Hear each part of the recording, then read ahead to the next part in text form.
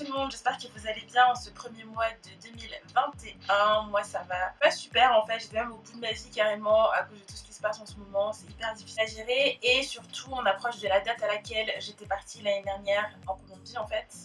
Et du coup ça me rend un peu nostalgique, je suis un peu triste d'être là, j'ai envie d'être là-bas en fait. Et du coup quand je suis nostalgique, ce que je fais c'est que je me replonge dans mes photos, dans mes souvenirs et que je commence à rabâcher des trucs à ma famille, à mes amis. J'en partage des anecdotes qu'ils n'ont pas forcément demandé. Du coup je me suis dit bon, on va arrêter de les noyer sous un tas d'informations qui ne sont absolument pas nécessaires. Et je vais venir raconter ça à vous, que ça intéresse beaucoup plus. Et récemment, je suis allée parler avec une de mes amies qui est en Colombie. Et en fait, ma copine m'appelle Amol. Et en fait, ça m'a fait rire quand j'y repensais parce que c'est un truc qui est hyper commun à la Colombie. Là-bas, c'est hyper commun qu'on te donne un surnom hyper rapidement, que ce soit avec tes amis ou avec des gens, des totales inconnus en fait. C'est-à-dire que tu peux te faire appeler mon amour très très vite, que ce soit par ton ami, ton copain ou un simple vendeur dans la rue en fait. La première fois que je suis allée acheter un ticket de métro, je me souviens que genre le monsieur au-dessus m'avait appelé Miamol justement, pareil, et que j'étais genre ok. Parce qu'en fait tu sais jamais, enfin tu te doutes que c'est normal, mais tu sais jamais si c'est genre, est-ce que c'est un Miamol genre amical, pour être gentil, pour être chaleureux, ou est-ce qu'il est un peu en train de te dragouiller? En fait tu sais pas trop. Et souvent c'est un petit peu les deux. Et du coup ça c'est une des différences culturelles qui m'a... C'était la première chose qui m'a marqué en fait quand je suis arrivée là-bas. Et qui m'a fait tout drôle, surtout que nous en France on a une culture qui est complètement différente, où on a le vouvoiement jusqu'à fatiguer. Jamais tu vas appeler quelqu'un mon cœur parce qu'il vient t'acheter une crêpe, enfin voilà. Et du coup voilà, donc c'est un truc qui est beaucoup plus commun à la Colombie et qu'on ne retrouvera pas en France. Et en parlant de choses qu'il y a en Colombie et qu'on ne retrouve pas en France, il y a aussi les vendeurs ambulants. Les vendeurs ambulants, il y en a un petit peu partout, ça dépend des quartiers, mais en tout cas dans mon quartier à moi, dont j'étais à Estadio, il y en avait énormément. J'habitais à côté d'une rue très fréquentée, donc plus c'est fréquenté, plus il y a de vendeurs ambulants, plus il y a de passages. Tous les matins, j'étais réveillée par le vendeur qui passe en fait dans la rue avec son petit chariot et qui a un microphone, comment on appelle ça, un haut-parleur. Il a un haut-parleur, il crie aguacate.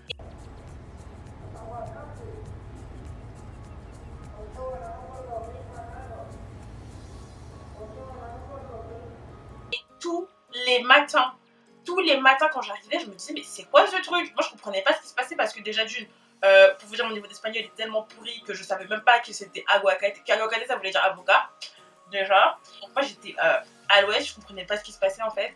Et c'est seulement après que je me suis rendu compte. Mais en fait il y a des vendeurs d'avocats, ça c'est le plus commun. Mais il y a des fruits et légumes, il y a des jus de fruits, il y a des CD, des DVD, des films, des clubs, tout ce que vous voulez. Il y a des vendeurs comme ça qui passent. Et en fait t'as juste à descendre en bas de chez toi et aller les chercher, enfin aller les récupérer comme ça. Et ça c'est un truc pareil qu'on n'a pas à Paris, enfin qu'on n'a pas en France, je crois en tout cas. En tout cas à Paris, on n'a pas ça à Paris. Mais on a ça dans les dom-toms. Tu vois, c'est des vendeurs ambulants, mais en tout cas on a la voiture à pain. Je sais pas si vous voyez ce que je veux dire.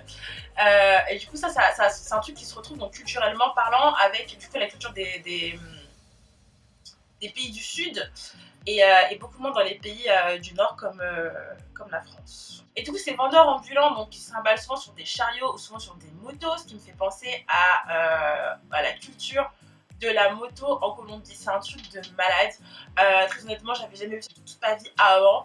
Il y a tellement de motos, j'en ai déjà parlé dans une de mes vidéos, je crois la vidéo sur les applications quand je vous parlais de pick-up. Et ben en fait là c'est la même chose, vous avez tellement de motos à Medellin, c'est incroyable, presque tout le monde a une moto. Et en plus là-bas si t'as pas de moto bah t'es rien en fait, tu vois ce que je veux dire, si t'as une voiture bah c'est bien pour toi mais il faut une moto en fait, si t'as pas une moto genre t'es nul. Ce qui est trop marrant c'est que à la base à Paris, moi la moto je trouve ça hyper dangereux, jamais je me montrais sur une moto à Paris, enfin je disais que des trucs comme ça avant de partir. Et là-bas je me trimballais dans tous les coins de Medellin à moto parce que je sais pas, c'est hyper différent. C'est comme il y a la culture de la moto, tout est aménagé pour la moto, ça fait que quand tu vas au supermarché il y a tout un parking pour les motos, les voitures elles s'adaptent, elles savent très bien comment laisser les motos passer. Donc je trouve que c'est beaucoup plus sécurisé. Parce que comme il y en a beaucoup, on est habitué à leur passage, c'est différent d'à Paris. À Paris, les automobilistes ils font pas attention aux motos, c'est hyper dangereux. En fait, c'est un peu comme le Amsterdam avec ses vélos, bah la même chose avec Medellin et ses motos en fait. C'est exactement la même chose. C'est un truc qui m'a frappée dès que je suis sortie de l'aéroport. Autre chose hyper marquante, c'est la consommation de fromage. Alors attention, parce que nous on est français. On sait très bien que quand on va à l'étranger, le fromage ne sera pas le même qu'en France, le même qu'en Europe. Voilà, on sait que quand tu sors de l'Europe et de la France, quand tu vas à l'étranger, le fromage n'est soit pas bon, soit cher, soit les deux. Et en fait en Colombie, si vous voulez, le fromage qu'il y a là-bas, il y a du fromage français, italien, hollandais, blablabla, suisse et tout.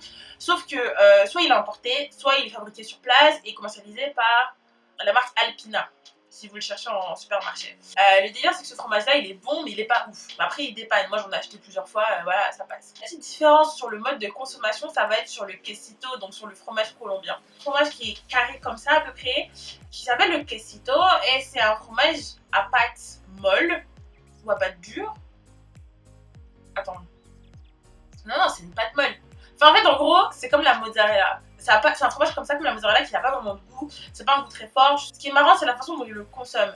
En fait, il se retrouve dans pas mal de plats et de choses qui sont sucrées, en fait. Et c'est assez étonnant parce que quand c'est des choses sucrées, ça veut dire que nous, on est habitué, par exemple, des fois à faire des mélanges, je sais pas, fromage. Comment ça s'appelle, chèvre miel, blablabla. Ça, c'est sucré un peu, tu vois. Mais là, c'est genre un bloc de quesito dans du chocolat au lait, du riz au lait avec un peu de quesito, une pizza au Nutella avec du quesito, des... Ah, j'ai oublié comment ça s'appelle, des bocadillos, je crois que ça s'appelle, je crois. Des espèces de snacks où en gros, genre, t'as du fromage et au-dessus de la pâte de goyave. Et ça, c'est hyper bon, en vrai, hein. C'est hyper bon. Mais genre, c'est pas les trucs auxquels tu t'attends. Le truc qui m'avait le plus choqué, c'est quand j'étais à l'école, on avait fait un atelier cuisine et en fait, on avait fait une salade de fruits typique colombienne. Et là, je vois la prof en train de râper son quesito pour le mettre à l'intérieur de la salade de fruits. Alors, je dis, qu'est-ce qu'elle fait? Enfin, parce que moi, je suis pas du tout genre sucré-salé. Et du coup, j'étais genre. Non, pourquoi tu gâches ta salade de fruits? Elle me dit non, non, mais attends, tu vas goûter, tu vas voir et tout, c'est super bon et tout. Du coup, j'ai goûté et en fait, c'était délicieux. C'est un vrai délice, c'est un truc de fou. Mais en fait, c'est un fromage qui n'a presque pas de goût. Du coup, c'est pas agressif et du coup, en fait, tu le sens pas vraiment. Ce serait comme si on avait ajouté de la mascarpone en fait dans un truc. Sauf que là, bah en fait, c'est un peu plus épais, donc enfin, c'est râpé, donc soit râpé, soit c'est en bloc. Donc, tu sais qu'il est là, tu le sens. Mais en soi, c'est comme si tu ajoutais de la mascarpone. Ça n'a pas plus de goût que de la mascarpone. Du coup voilà pour ces petites différences culturelles qu'il y a entre la France et la Colombie. Mon petit instant nostalgie. J'espère que ça vous aura plu. N'hésitez pas à me dire en commentaire s'il y a une des différences, une des modes de consommation qui vous a choqué. N'oubliez pas de vous abonner à la chaîne pour plus de contenu sur la Colombie et le PVT. Et à me suivre sur Instagram si ce n'est pas encore fait.